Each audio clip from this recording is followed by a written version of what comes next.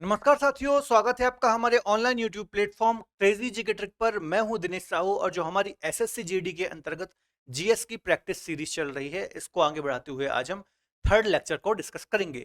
इसके पहले ऑलरेडी हमने 2 लेक्चर कवर कर लिए हैं, तो यदि आपने वो प्रीवियस लेक्चर नहीं देखे हैं तो पहले आप देख लीजिए। उससे आपको बहुत कुछ चीजें समझ में आ जाएंगी कि प्रीवियस ईयर में या फिर जो भी प्रीवियस ईयर्स में एसएससी जीडी के एग्जाम हुए हैं उसमें कैसा जीएस पूछा जा रहा है। ठीक है, तो आपके जो भी अपकमिंग एग्जाम्स हैं एसएससी जीडी के, डेफिनेटली आपको यहाँ से एग्जाम्स में क्वेश्चन देखने को मिलेंगे। ठीक है, तो आज आज का वीडियो लेक्चर भी बहुत ही महत्वपूर्ण है। वीडियो लेक्चर को आप अंत तक जरूर देखिए। टॉपिक को स्टार्ट करने से पहले थोड़ा सा मैं आपको अपडेट देना चाहूंगा। यदि आप हमारे साथ जुड़ करके किसी भी एग्जाम की तैयारी करना चाहते हैं तो प्ले स्टोर से आप हमारी रूट एप्लीकेशन को डाउनलोड कर सकते हैं।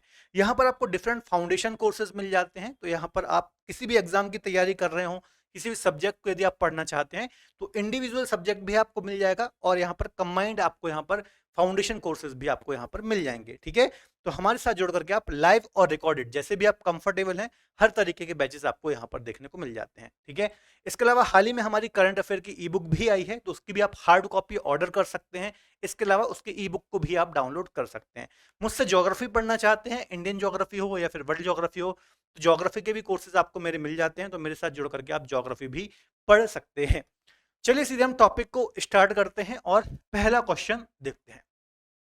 ठीक है, लास्ट जो 2 सेशंस रहे हैं हमारे, उसमें मैं बार बार बोल रहा हूं कि 2023 में जो प्रमुख इवेंट हुए हैं, है ना, करंट से रिलेटेड, जैसे कि नए संसद भवन का उद्घाटन हुआ, 2023 में क्रिकेट वर्ल्ड कप हुआ।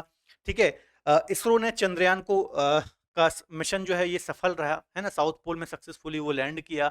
ठीक है, इसके अलावा आदित्य L1 जो कि पहला सूर्य मिशन था, ये भी सक्सेसफुल रहा। कहीं ना कहीं पूर्णतः नहीं, अभी काम चल रहा है उसका, लेकिन काफी सफल रहा, सफल लॉन्चिंग रही। ठीक है, तो ये सारे जो कुछ मेन इवेंट रहे हैं, यहाँ से आपको डेफिनेटली आपके अलग अलग शिफ्ट में कहीं ना कहीं से क्वेश्चन देखने को मिलेगा। ठीक है, तो इनको आप अच्छे से पढ़ लेना।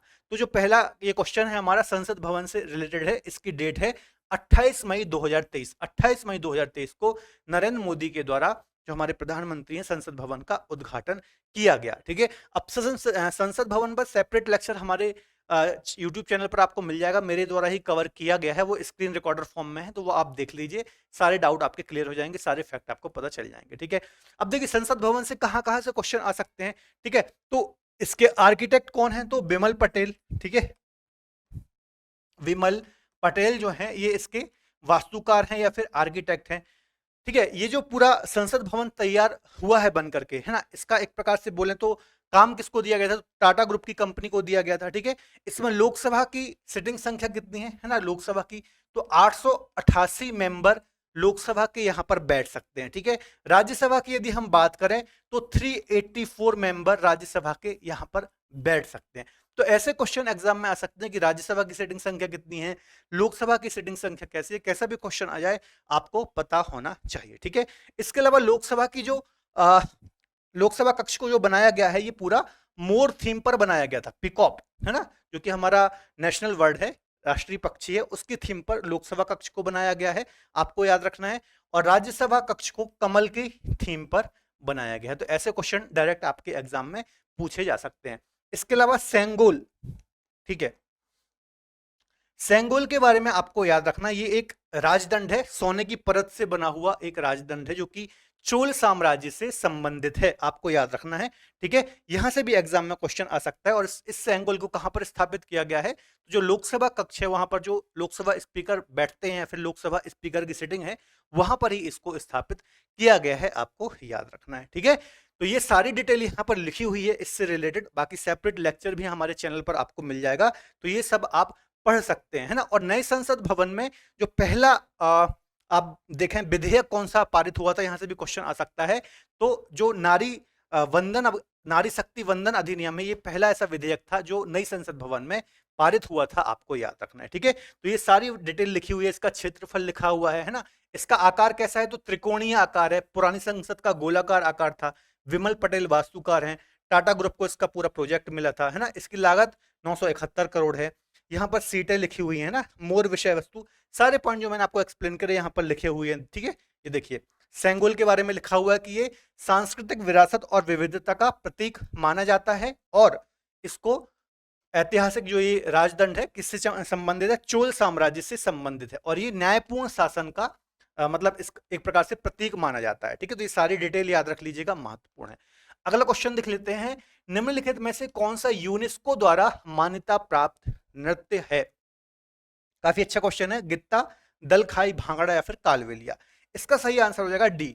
जो कालबेलिया है बच्चों, ये राजस्थान का एक प्रकार से नृत्य है, आपको याद रखना है। ठीक है, लोक नृत्य है कालबेलिया, जो कि कालबेलिया जनजाति के द्वारा परफॉर्म किया जाता है या फिर कालबेलिया जनजाति के द्वारा किया जाता है, आपको याद रखना है। ठीक है, कालबेलिया जनजाति जो है बच्चों, ये राजस्थान राज्य से संबंधित है और काफी प्राचीन जनजाति है और कभी ये राजस्थान राज्य में जो थार मरुस्थल है, पश्चिमी राजस्थान है, वहां पर सर पकड़ने का कार्य किया करती थी। ठीक है, इसके अलावा इस जो ये डांस है इसको 2010 में यूनेस्को द्वारा मान्यता प्राप्त हुई थी, आपको याद रखना है। ठीक है, तो कैसा भी क्वेश्चन एग्जाम में जाए आपको पता होना चाहिए, है ना। इसके अलावा जो ये कालबेलिया नृत्य है, ये नॉर्मली महिलाओं के द्वारा, ठीक है, जो महिलाएं होती हैं इस जनजाति की, इनके द्वारा ही परफॉर्म किया जाता है ना, मतलब महिलाएं ही इस डांस को करती हैं और जो पुरुष होते हैं वो वाद्य यंत्र बजाते हैं, है ना, वाद्य यंत्र जो भी होते हैं वो प्ले करते हैं पुरुष।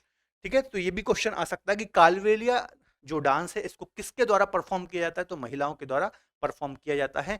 ऑलरेडी एसएससी में क्वेश्चन आया हुआ है, आपको याद रखना है। ठीक है, यहाँ पर सारी डिटेल मैंने लिखी हुई है, आप पढ़ सकते हैं। ठीक है, देखिए 2010 में अभी मैंने आपको बताया इसके द्वारा मान्यता प्राप्त इसको हुई थी, महिलाओं के द्वारा किया जाता है, पुरुष वाद्य यंत्र बजाते हैं। इसके अलावा राजस्थान की कुछ अन्य नृत्य भी हैं, जैसे घूमर हो गया, भवई हो गया, ठीक है, कच्ची घोड़ी हो गया, तो ये सब डिटेल आपको याद रखना है। इसके अलावा कुछ अन्य यूनेस्को की सांस्कृतिक विरासत में शामिल विरासत है, इनको भी देख लीजिए। जैसे कि छऊ नृत्य है, ये झारखंड से संबंधित है, 2010 में ये शामिल हुआ था। गरबा हो गया, ठीक है, संकीर्तन, योग, नवरोज, कुंभ मेला, तो कहीं से भी एग्जाम में क्वेश्चन आ सकता है। ठीक है, तो ये थोड़ा सा आप पढ़ लीजिए। आर्ट एंड कल्चर के अंतर्गत भी ये चीजें आ जाती हैं। ठीक है, और काफी महत्वपूर्ण चीजें हैं, अक्सर एग्जाम्स में रिपीट इस टाइप के क्वेश्चन होते रहते हैं। अगला है, निम्नलिखित में से किसे पर्वतीय पर्यटन स्थलों की राजकुमारी कहा जाता है? ठीक है, पर्वतीय पर्यटन स्थलों की जो राजकुमारी है ये कहा जाता है कोडाई कनाल को। ठीक है, कोडाई कनाल, ये आपको दक्षिण भारत में एक हिल स्टेशन है। क्या है? Hill station.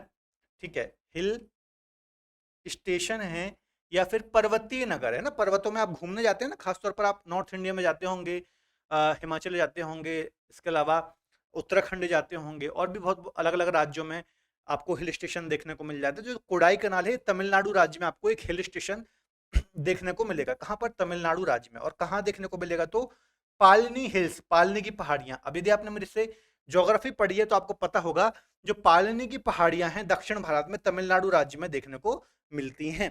ठीक है, और इन्हीं पालनी की पहाड़ियों में आपको कोडाई कनाल हिल स्टेशन देखने को मिलता है, जिसको पर्वतीय पर्यटन स्थलों की राजकुमारी कहा जाता है। एक ऊटी हिल स्टेशन भी काफी प्रसिद्ध है, ये भी तमिलनाडु राज्य में ही है और ये कहां पर? नीलगिरी में देखने को मिलता है। ठीक है, तो जो भी हिल स्टेशन वगैरह हैं यहाँ से क्वेश्चन एग्जाम में आते रहते हैं। दार्जिलिंग कहां पर है? पश्चिम बंगाल में आपको देखने को मिल जाएगा। ठीक है, यदि मैं आपसे पूछूं पचमढ़ी, पचमढ़ी कहां पर है? तो मध्य प्रदेश में आपको सतपुड़ा में देखने को मिल जाएगा, महादेव श्रेणी में।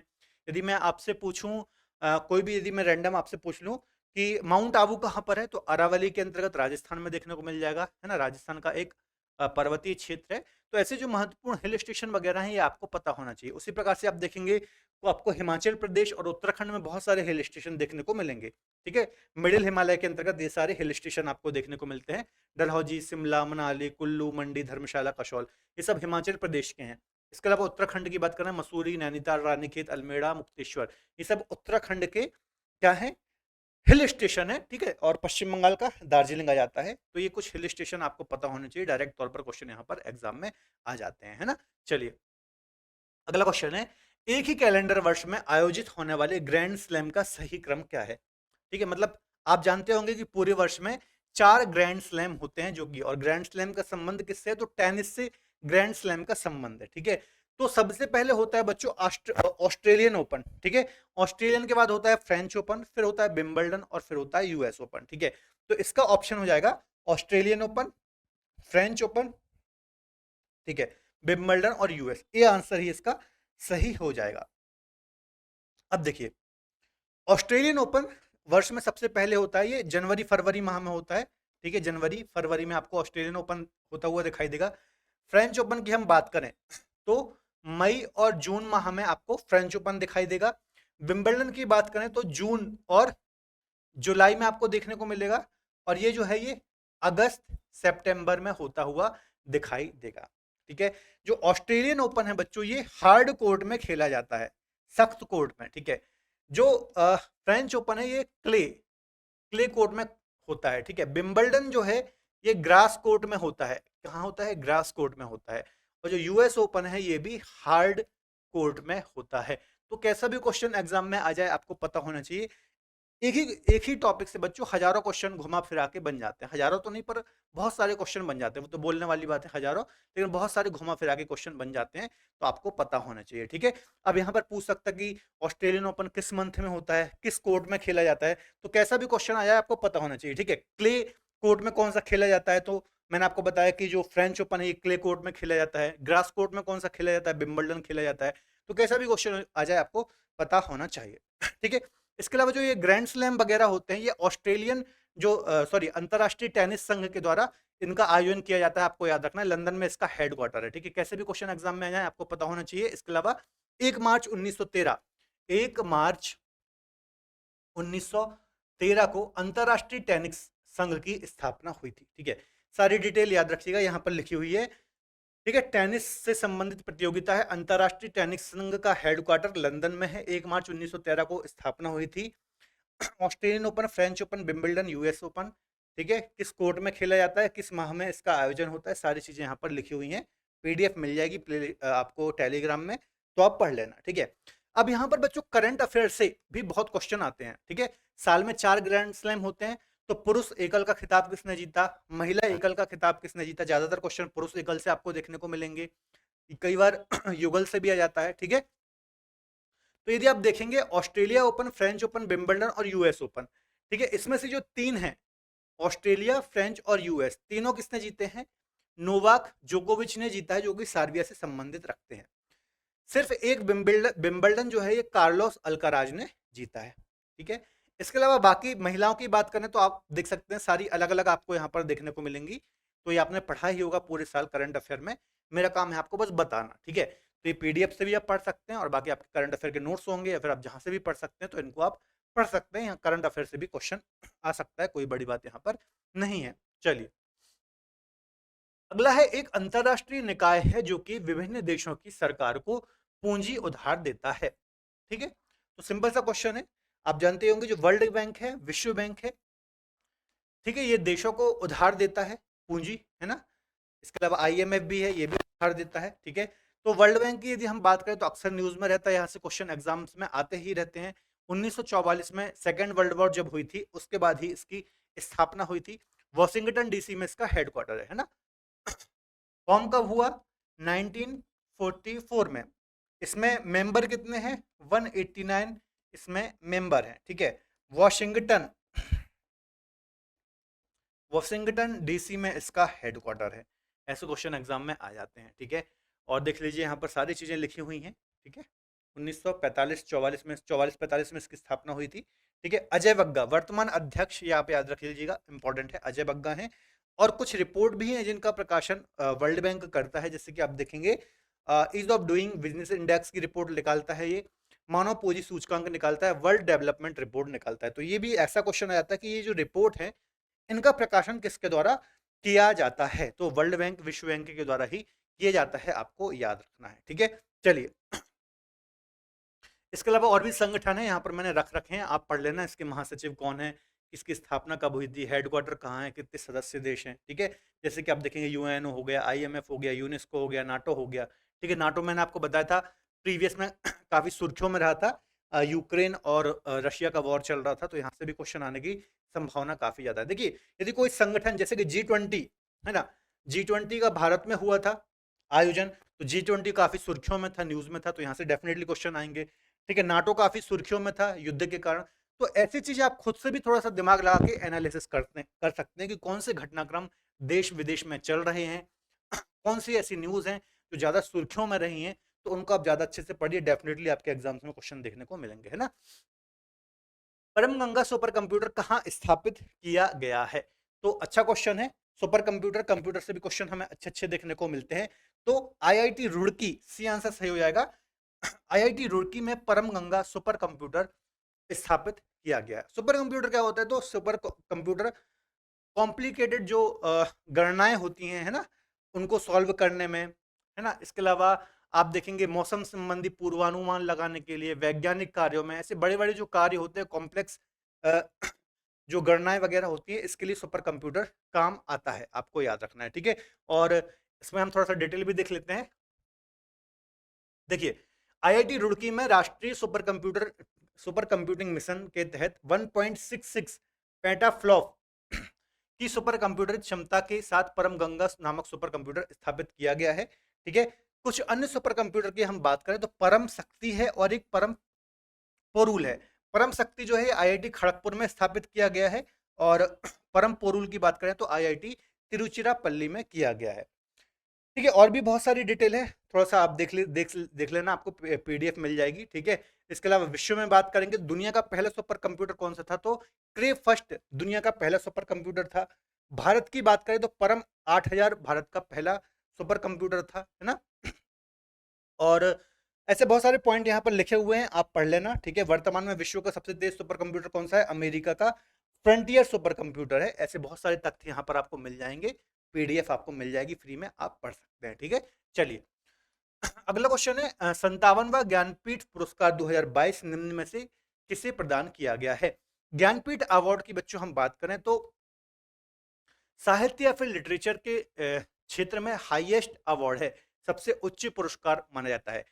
1961 से इसकी शुरुआत हुई थी साहित्य के क्षेत्र में, है ना। हमारी जो अनुसूची 8 है भारतीय संविधान की, उसमें जो 22 भाषाएं हैं, है ना, उसमें ये दिया जाता है, आपको याद रखना है, ठीक है। और दामोदर मावजो को 2022 का जो ये अवार्ड है ये दिया गया था, आपको याद रखना है, महत्वपूर्ण है, ठीक है। चलिए, कोंकणी के ये लेखक हैं, आपको याद रखना, कोंकणी भाषा के लेखक हैं। देख लीजिए, कोंकणी के ये लेखक हैं, और ये दूसरे लेखक हैं कोंकणी के। इससे पहले रविंद्र केलकर को ये पुरस्कार मिल चुका है, आपको याद रखना है। ज्ञानपीठ पुरस्कार की बात करें तो भारत का सर्वोच्च साहित्यिक पुरस्कार है, 8वीं अनुसूची की जो भाषा है उसमें ये दिया जाता है। 11 लाख रुपए की यहाँ पर राशि दी जाती है, और वाग्देवी सरस्वती की काश्य प्रतिमा यहाँ पर दी जाती है। 1961 से शुरुआत हुई थी। शंकर कुरूप, ये भी इंपॉर्टेंट है, यहाँ से क्वेश्चन आता है, मलयालम भाषा के कवि थे, इनको पहली बार ये पुरस्कार दिया गया था। वर्ष 2018 में अंग्रेजी भाषा में यह पुरस्कार पाने वाले अमिताभ घोष पहले लेखक थे, ये भी इंपॉर्टेंट पॉइंट है, आपको याद रखना है। इसके अलावा 2021 का किसको मिला था? तो नीलमणि फूलन, जो कि असमिया कवि थे, साहित्यकार थे, इनको 2021 का ज्ञानपीठ पुरस्कार दिया गया था। और कुछ अन्य महत्वपूर्ण ज्ञानपीठ पुरस्कार जैसे कि सुमित्रा नंदन पंत हो गए, आशापूर्णा देवी हो गई, है ना, तो इनको कब मिला था, किस रचना के लिए मिला था, यहाँ से भी स्टैटिक क्वेश्चन बनते रहते हैं, ये भी आप पढ़ सकते हैं, ठीक है। सारी चीजें आपको पीडीएफ में मिल जाएंगी। अगला क्वेश्चन है ट्राई। ट्राई का संक्षिप्त नाम, संक्षिप्त नाम से भी क्वेश्चन हर एक एग्जाम में आते रहते हैं, ठीक है। ट्राई पूछ लेगा, वायरस का फुल फॉर्म पूछ लेगा, सार्क का फुल फॉर्म पूछ लेगा, आसियान का फुल फॉर्म पूछ लेगा, नाटो का फुल फॉर्म पूछ लेगा, ठीक है, नीति का फुल फॉर्म पूछ लेगा। तो ऐसे बहुत सारे फुल फॉर्म है जो न्यूज में रहते हैं, इसको आप अच्छे से पढ़िए, है ना, क्वेश्चन एग्जाम में मिलते हैं। Telecom regulatory authority of India, ठीक है, भारत में जो दूरसंचार क्षेत्र है ना, टेलीकॉम क्षेत्र है, इसमें ये कार्य करता है, आपको याद रखना है, काफी महत्वपूर्ण ये संस्था है। क्या नाम है?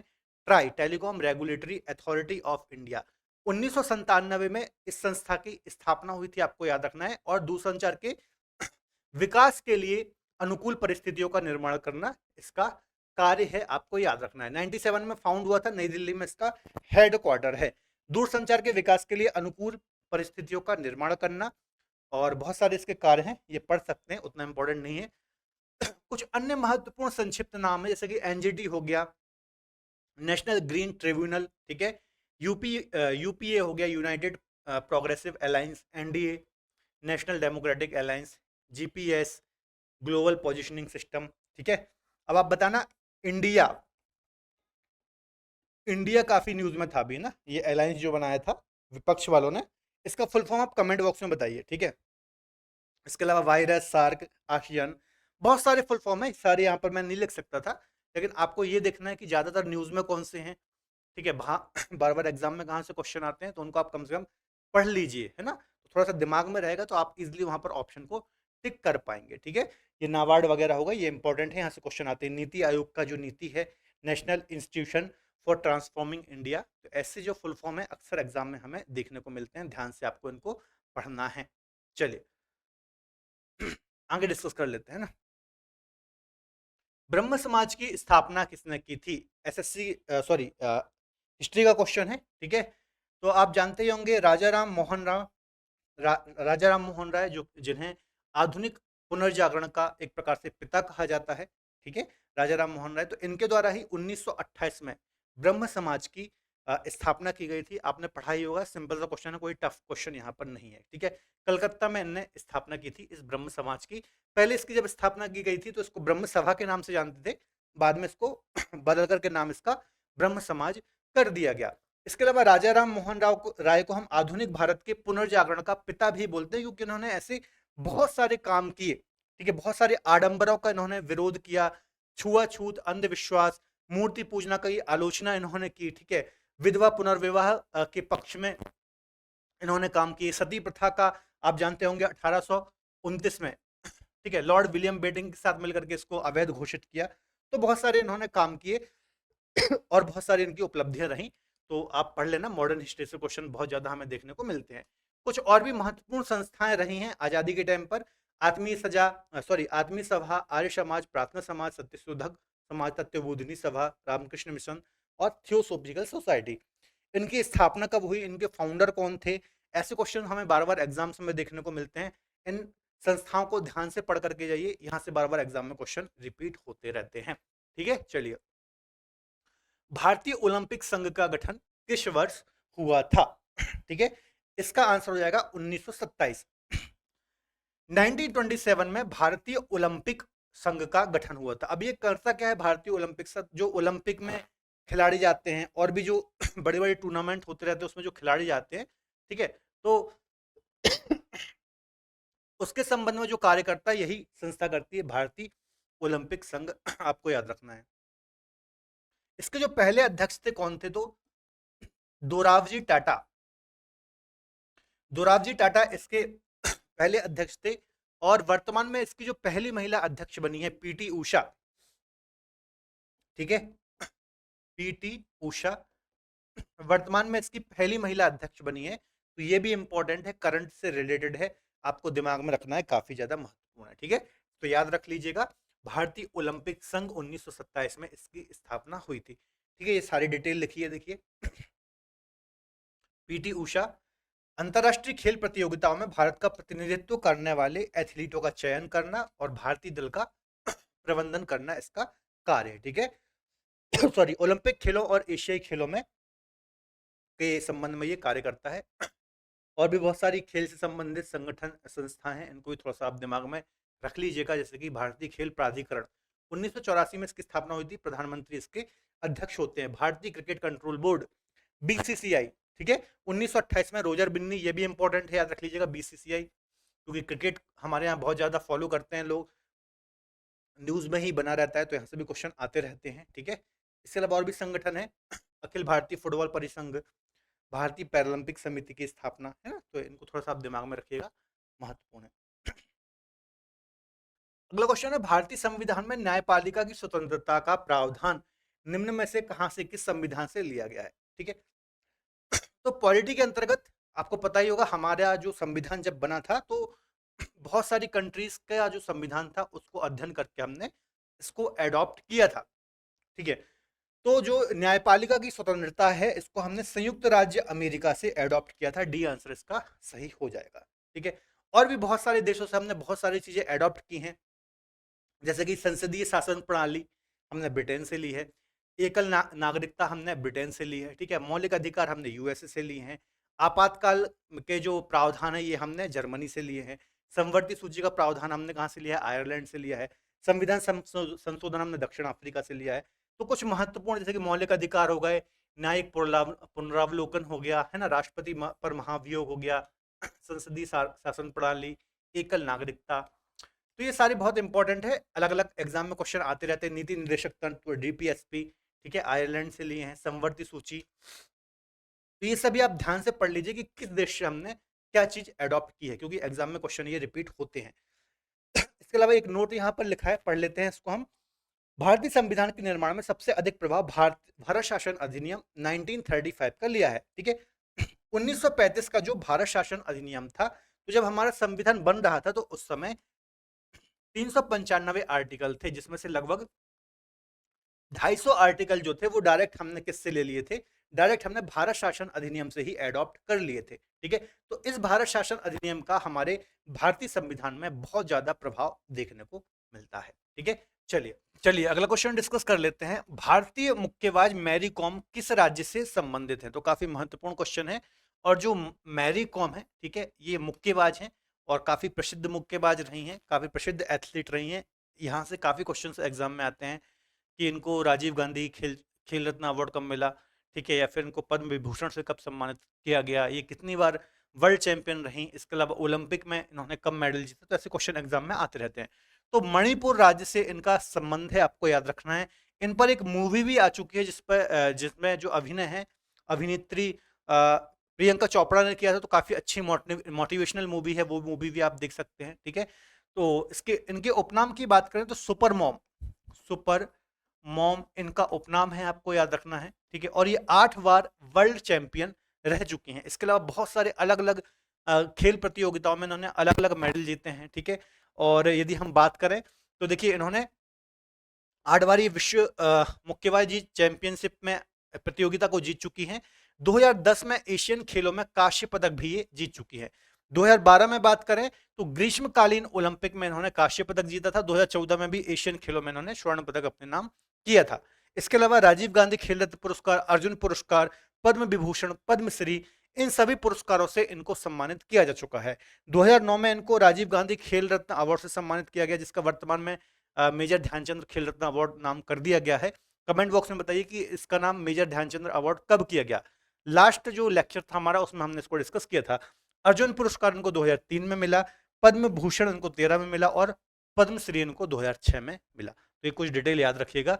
इसके अलावा कुछ अन्य प्रसिद्ध खिलाड़ी हैं भारत के, जैसे कि हिमा दास हो गया, नीरज चोपड़ा हो गए, ठीक है, अवनी लेखरा हो गई, संदीप नरवाल हो गए। तो इनके उपनाम है ना। इसके अलावा किस खेल से संबंधित हैं, इनकी अचीवमेंट क्या है, जैसे कि मान लीजिए किसी प्लेयर ने ओलंपिक में कोई मेडल जीता है। तो ऐसे क्वेश्चन एग्जाम्स में आते हैं, आपको अच्छे से इनके बारे में पता होना चाहिए। पीडीएफ आपको मिल जाएगी, सारे नाम इंपॉर्टेंट हैं, आप पढ़ लेना।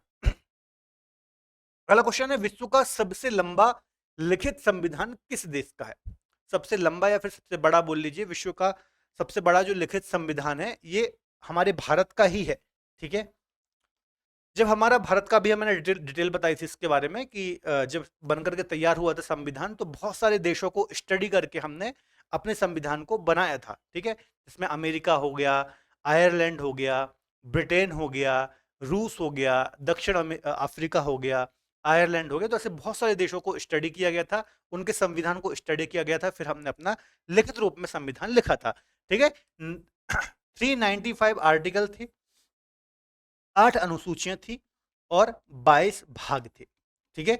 ये जब हमारा संविधान बनकर के तैयार हुआ था, ठीक है, आप देखेंगे तो 26 जनवरी 1950 को हमारा संविधान लागू हुआ था। इसके अलावा 26 नवंबर 1949 को, ये डेट याद रखना, इस दिन हमने अपने संविधान को एडॉप्ट किया था, अंगीकृत किया था। और कुछ जो आर्टिकल थे, महत्वपूर्ण आर्टिकल थे निर्वाचन वगैरह से संबंधित वाले, उनको तत्काल प्रभाव से हमने लागू भी कर दिया था, ठीक है। तो ये कुछ महत्वपूर्ण चीजें आपको याद रखना है।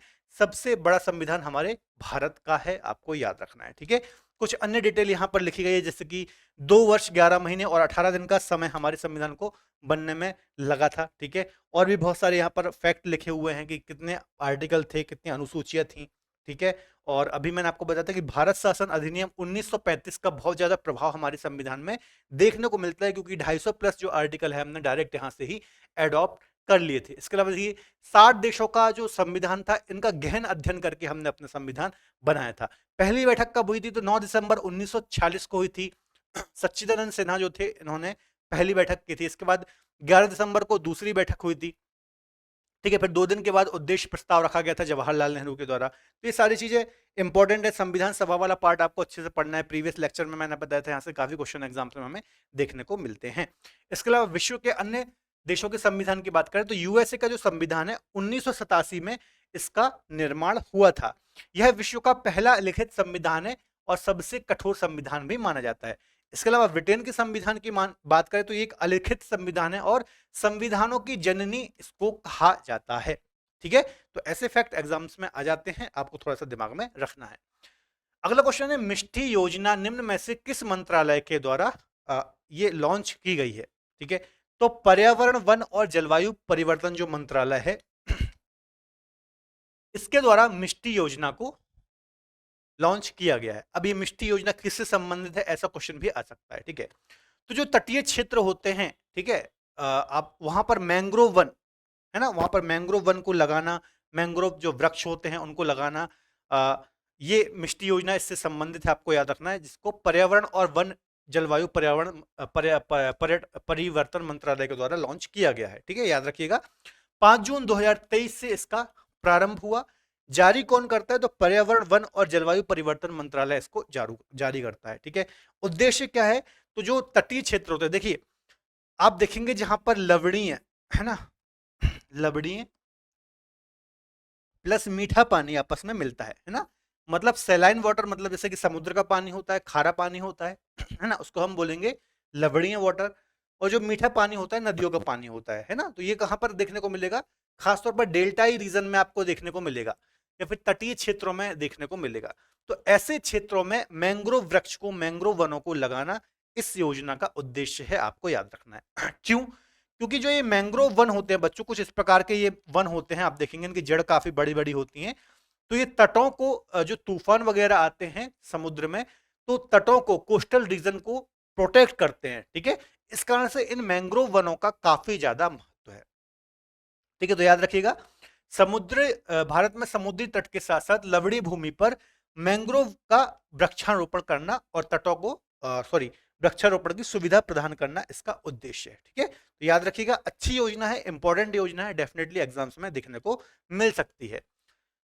कुछ अन्य योजनाएं मैंने यहाँ पर इंपॉर्टेंट रखी हुई हैं, है ना, किस मंत्रालय के द्वारा इन योजनाओं को लॉन्च किया गया है, किस वर्ष में लॉन्च किया गया है, ये सब थोड़ा सा आप ध्यान से पढ़ लेना, यहाँ से एग्जाम्स में क्वेश्चन देखे जा सकते हैं। अगला क्वेश्चन है, ट्रेन टू पाकिस्तान, बहुत इंपॉर्टेंट बुक है, बार बार एसएससी इससे क्वेश्चन पूछता है। ठीक है, किसके द्वारा लिखी गई है? जिन्होंने राज्यसभा के सदस्य के रूप में भी कार्य किया है।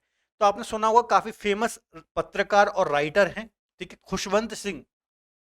तो इनकी ही बुक है ट्रेन टू पाकिस्तान, आपको याद रखना। ये पत्रकार भी थे, लेखक भी थे, उपन्यासकार भी थे। इसके अलावा 1980 से 86 के बीच में, है ना, 1980 से 86 के मध्य में ये राज्यसभा के सदस्य भी रह चुके हैं, आपको याद रखना है। ठीक है, यहां पर देखिए लिखा है 80 से 86 के मध्य में राज्यसभा के सदस्य रह चुके हैं। Train to Pakistan, Delhi a novel, the company of women, I shall never hear a lightning. ठीक है, ये उनकी कुछ प्रमुख बुक्स हैं। पुरस्कारों की बात करें तो पद्म विभूषण से भी इनको सम्मानित किया जा चुका है, आपको याद रखना है। ठीक है, कुछ अन्य महत्वपूर्ण बुक्स मैंने यहाँ पर रखी हैं, जैसे कि अनीता देसाई हो गई, मेघना पंत हो गई, अरुंधति राय हो गई, शशि थरूर हो गए, अमिताभ घोष हो गए, है ना। ये कुछ प्रमुख पोएट राइटर हैं भारत के, जिनकी बुक्स बार बार एग्जाम्स में पूछी जाती हैं। इसके अलावा बुक एंड ऑथर का जो करंट का वीडियो होता है, वो भी लगातार हमारा वीडियो आपको यूट्यूब चैनल पर मिलता ही रहता है। तो करंट में जो बुक सुर्खियों में है वो तो आपको पढ़ना ही पढ़ना है, लेकिन जो थोड़ा सी पुरानी बुक्स हैं जो एग्जाम्स में आती हैं, वो भी आप यहाँ से नोट डाउन करके पढ़ सकते हैं, पीडीएफ आपको मिल जाएगी। ठीक है, चलिए अगला क्वेश्चन ज्योग्राफी का है। नर्मदा नदी निम्नलिखित में से किस स्थान से निकलती है? एसएससी जीडी में आया है 2023 में। ठीक है, सिंपल सा क्वेश्चन है। तो नर्मदा नदी जो है ये कहां से निकलती है? सिंपल सा क्वेश्चन है, कई बार हमने पढ़ा है, अमरकंटक, है ना, अमरकंटक से ये नदी निकलती है, आपको याद रखना है। अमरकंटक आप जानते होंगे कहां पर है? मेकाल रेंज के अंतर्गत ये आता है। यहाँ से दो प्रमुख नदियां निकलती हैं, एक तो सोन उत्तर पूर्व की ओर बहते हुए गंगा नदी में जाकर के मिलती है बिहार में दीनापुर के पास में, और एक निकलती है पश्चिम की ओर बहते हुए भ्रंश घाटी में बहते हुए नर्मदा नदी, है ना। कहाँ बहती है? तो सतपुड़ा और विंध्याचल के बीच में बहती है। कहाँ जाकर के गिरती है? तो एस्चुरी बनाते हुए भणुज जिला है गुजरात में, वह खंबात की खाड़ी में गिरती है। ठीक है, 3 राज्यों में बहती है, आपको पता ही होगा, मध्य प्रदेश, इसके अलावा महाराष्ट्र और गुजरात। इसके पैरेलल एक और नदी चलती है, ताप्ती नदी, वो भी भ्रंश घाटी में बहती है। ठीक है, तो ये क्वेश्चन यदि आपने मुझसे ज्योग्राफी पढ़ी है तो ये बहुत इजी चीजें होंगी आपके लिए। ठीक है, बहुत अच्छे से हमने पढ़ा है। इसके अलावा हमारा जो एक और चैनल है रूट बाय क्रेजी जी के ट्रिक, है ना, उसमें बिल्कुल फ्री में मैं आपको ज्योग्राफी पढ़ा रहा हूँ। इंडियन ज्योग्राफी के लेक्चर आपको वहां पर मिल जाएंगे, पूरे सीरीज से मिल जाएंगे। तो आप हमारे ये चैनल फॉलो कर सकते हैं, रूट बाय क्रेजी जी के ट्रिक, और वहां पर आप मुझसे ज्योग्राफी पढ़ सकते हैं। ठीक है, चलिए अगला क्वेश्चन देख लेते हैं। कुल कितने वेदांग हैं या फिर वेदांगों की संख्या कितनी है? तो अच्छा क्वेश्चन है, ऐसे क्वेश्चन एग्जाम में देखने को मिलते हैं। तो 6 वेदांग हमें देखने को मिलते हैं। शिक्षा, कल्प, निरुक्त, छंद, व्याकरण, ठीक है, और ज्योतिष, ये 6 वेदांग हमें देखने को मिलते हैं, आपको याद रखना है। और वेदों को समझने के लिए इन वेदांगों की रचना की गई थी, आपको याद रखना है। ठीक है, ये देखिए, शिक्षा, कल्प, व्याकरण, निरुक्त, छंद, ज्योतिष, ये सभी जो है ये गद्य में लिखे गए हैं, आपको याद रखना है। और वेदों को सही ढंग से समझने के लिए इनकी रचना की गई थी। यदि एग्जाम में क्वेश्चन आ जाए कि उपनिषदों की संख्या कितनी है, उपनिषद की संख्या कितनी, तो 108 है। पुराणों की संख्या कितनी है, तो 18 है। तो ऐसे वनडे एग्जाम्स जो होते हैं, ऐसे क्वेश्चन काफी फेवरेट माने जाते हैं, और यहां से क्वेश्चन भी आते हैं, तो ध्यान से आपको इन क्वेश्चंस को पढ़ना है। अगला क्वेश्चन है, निम्न में से किसे ब्रिटिश इंडिया का पहला वायसराय नियुक्त किया गया था? ध्यान से पढ़ना क्वेश्चन, ब्रिटिश इंडिया का पहला वायसराय। तो जो लॉर्ड कैनिंग थे बच्चों, है ना, आपने सुना होगा 1857 की क्रांति। ठीक है, इस समय ये भारत के गवर्नर जनरल थे, है ना, लेकिन जब 1857 की क्रांति हुई, है ना, भारत के कुछ जो प्रमुख स्वतंत्रता सेनानी थे, इन्होंने विद्रोह किया।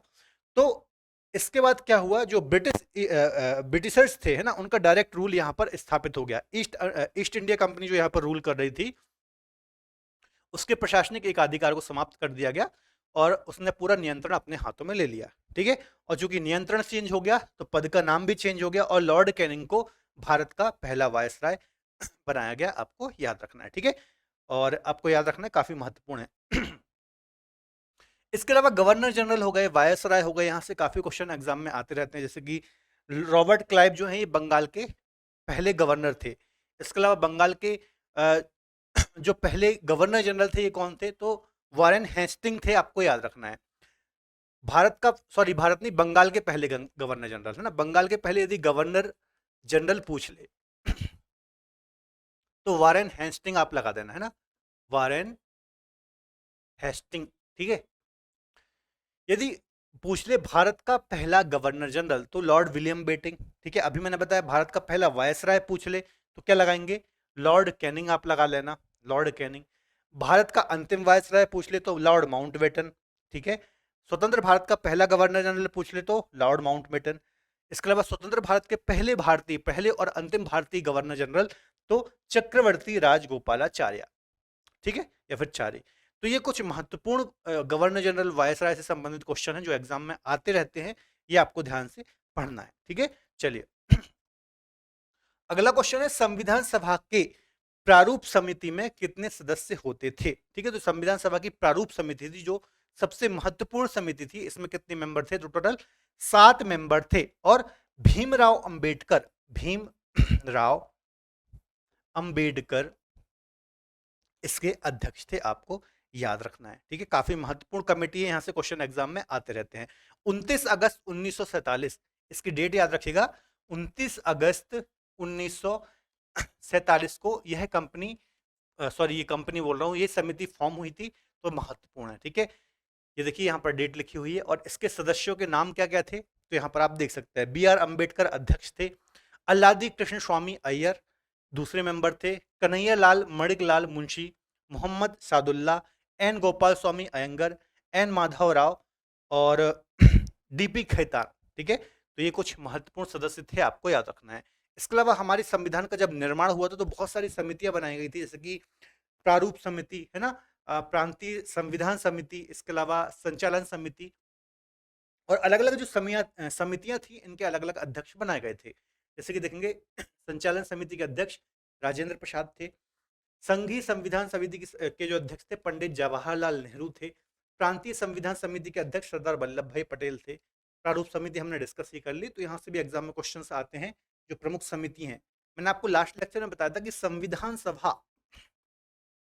ठीक है, पॉलिटी के अंतर्गत संविधान सभा से क्वेश्चन आते हैं, आर्टिकल से क्वेश्चन आते हैं, जो प्रमुख अमेंडमेंट है वहां से क्वेश्चन आते हैं, ठीक है। तो ये कुछ प्रमुख टॉपिक्स होते हैं पॉलिटी के जहां से क्वेश्चन आते रहते हैं, ये आप अच्छे से पढ़ करके जाइए, रिवाइज करके जाइए।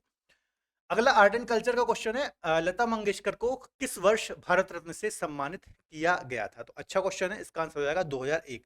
2001 में लता मंगेशकर को भारत रत्न से सम्मानित किया जा चुका था, और हाल ही में कुछ कुछ समय पहले ही इनकी मृत्यु हुई थी, ठीक है। तो यहाँ से भी क्वेश्चन एग्जाम में आ सकता है, आपको याद रखना है। इसके अलावा संगीत से ताल्लुक रखने वाले कुछ महत्वपूर्ण संगीतकार हैं, जैसे कि MS सुब्बालक्ष्मी, जिनको कर्नाटक संगीत, जो कि कर्नाटक संगीत से संबंधित हैं, इनको 1998 में भारत रत्न से सम्मानित किया गया था। पंडित रविशंकर सितार वादक थे, है ना, 1999 में इनको इससे सम्मानित किया गया था। लता मंगेशकर को आप जानते ही होंगे, अभी हमने डिस्कस किया, ये 2001 है, यहाँ पर आपको याद रखना है, 11 नहीं है। और भूपेन हजारिका की बात करें, ये असमिया कवि लेखक थे, आपको याद रखना है। 2019 में इनको इस पुरस्कार से सम्मानित किया गया था, ठीक है। तो ये सारे जो कुछ प्रमुख संगीतकारों को भारत रत्न दिए गए हैं, प्रमुख हस्तियां हैं, इनके बारे में आपको याद रखना है, बार बार एग्जाम में क्वेश्चन यहाँ से रिपीट होते हैं, ठीक है। तो ये बच्चों 20 क्वेश्चन मैंने आपको डिस्कस कराए हैं कि कैसे क्वेश्चन आपको आगे एग्जाम्स में यहाँ से देखने को मिल सकते हैं, ठीक है। एक क्वेश्चन मैं आपके लिए छोड़ रहा हूं, निम्नलिखित में से कौन सा देश 2026 में फीफा विश्व कप की मेजबानी करेगा? इसका आपको कमेंट बॉक्स में आंसर देना है, ठीक है। तो ये आज हमने 20 महत्वपूर्ण क्वेश्चन डिस्कस किए हैं। इसके पहले 2 पार्ट ऑलरेडी हमने डिस्कस किए हैं, आपको मिल जाएंगे हमारे चैनल पर, वो आप जरूर देख लीजिए। उसमें भी हमने बहुत ही अच्छे से डिटेल में एनालिसिस करके आपको क्वेश्चन बताए थे, ठीक है। तो वीडियो लेक्चर कैसा लगा कमेंट बॉक्स में जरूर बताइए। मिलेंगे अगले बेहतर लेक्चर में, तब तक अपना ख्याल रखिए और पढ़ते रहिए। बाय बाय, टेक केयर, जय हिंद।